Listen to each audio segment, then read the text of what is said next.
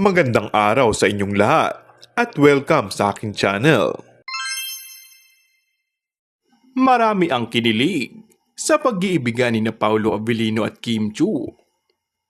Ito ay matapos magpadala umano ng bouquet of roses si Paolo kay Kim. Ayon sa isang source, ay tila nagtampo daw kasi ang aktres, kaya naman may pabulaklak na ipinadala sa kanya si Paolo. Say ng Kim Pao fans, napaka-sweet naman ni Paolo. Talagang simula na maging open sila ni Kim sa kanilang relasyon.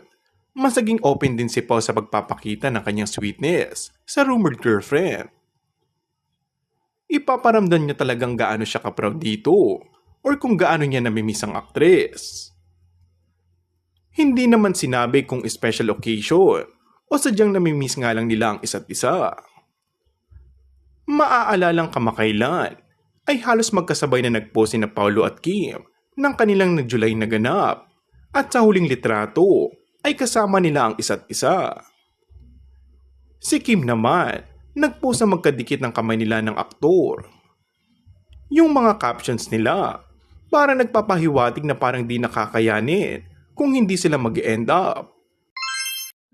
Kung bago ka lang sa akin channel ay mag-subscribe at pindutin na rin ang notification bell.